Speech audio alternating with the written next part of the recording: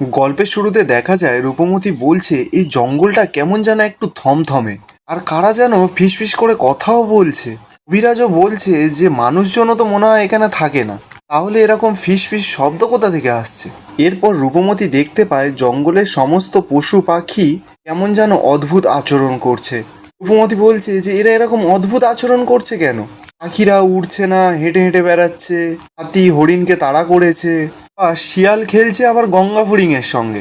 কোন পাখি তখন বলছে যে হ্যাঁ, বাঘে ছাগলে এক ঘাটে জল খাচ্ছে, এও কি ভাবা যায়।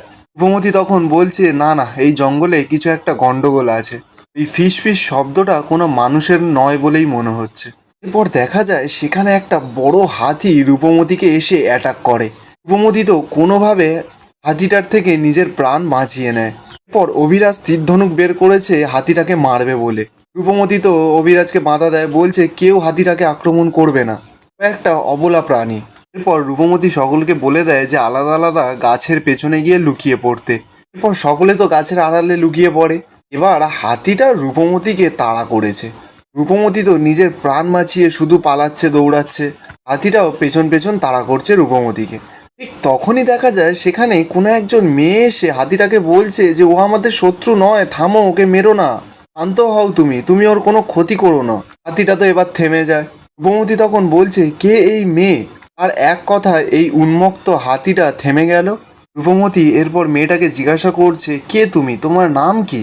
এটা তখন জানায় যে নাম, আমার কোনো নাম নেই।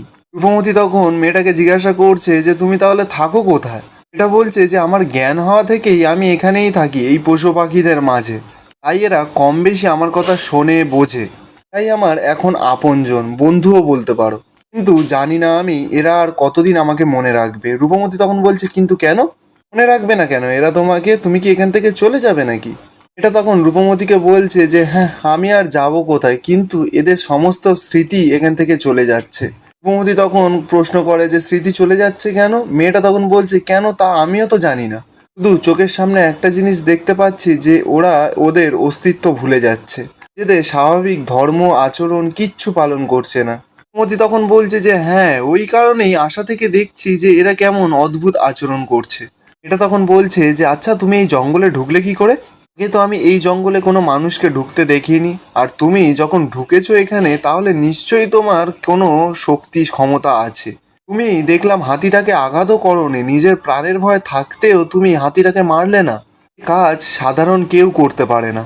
তুমি বুঝতে পারছো গো আমার এই জঙ্গলের কি অবস্থা, এই পশু পাখিদের কি অবস্থা, ওরা তো বুঝতেই পারছে না ওরা কি করছে।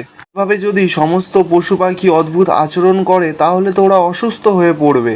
দেখোই না, দিনের বেলা ময়ূর গাছের ডালে উঠে ঘুমাচ্ছে, আর পেঁচা সে না ঘুমিয়ে জেগে আছে দিনের বেলায়। এইভাবে যদি চলতে থাকে ও তো কানা হয়ে যাবে। তাহলে ভাবো, এই রকম সমস্ত পশু পাখিদের দুরবস্থা নেমে এসেছে।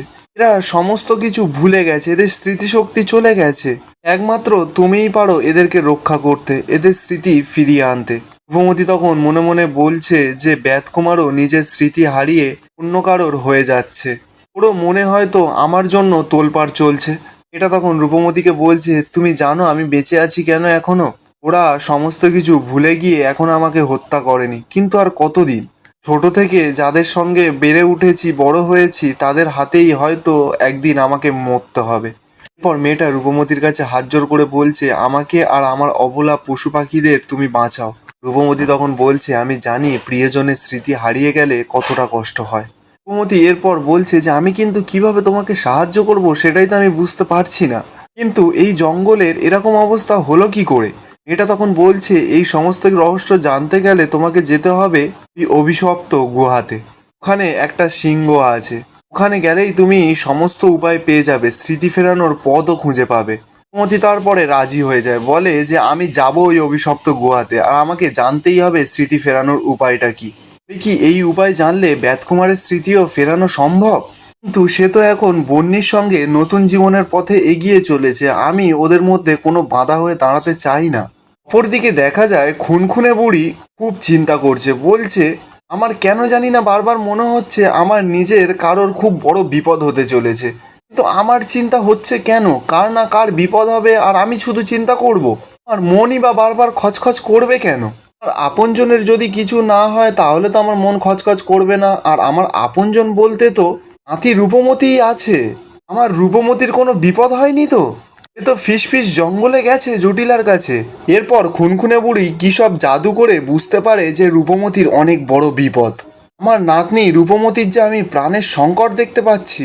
এরপর খুনখুনে বুড়ি অনেক করে তো রূপমতির খোঁজ পাওয়ার চেষ্টা করছে, কিন্তু খুনখুনে বুড়ি কোনো খোঁজই পাচ্ছে না রূপমতির। এবার বুড়ি মনে মনে ভাবছে ওই জটিলাই নিশ্চয়ই কিছু একটা করেছে, ওই কারণে আমি আমার নাতনির খোঁজ পাচ্ছি না। আমি কি করে বাঁচাবো আমার নাতনি? তাহলে কি ওই জটিলার হাত থেকে আমার নাতনির আর কোনো রেহাই নেই? বলে খুনখুনে বুড়ি খুব কাঁদছে। অপরদিকে দেখা যায় রূপমতি তো সেই গুহার সামনে চলে আসে আর বলছে এটাই মনে হয় কেশরী, মানে ওই গুহা এর ভেতরেই মনে হয় সেই সিংহটা আছে। এরপর রূপমতির চারিধারে কেমন যেন একটা বাজে শব্দ হতে থাকে। রূপমতির তো মাথাটা ঝিমঝিম করছে। রূপমতিও আস্তে আস্তে ভুলে যেতে থাকে, বলছে যে আমি কি এখানে একা এসেছিলাম? আমার সঙ্গে যেন কারা এসেছিল, আমি কিছুই তো মনে করতে পারছি না। অপরদিকে দেখা যায় যে মেয়েটা রূপমতিকে ভুলভাল বলে গুহার কাছে পাঠিয়েছিল, সেটা আসলে কোনো সাধারণ মেয়ে ছিল না, ওটা লতা ছিল।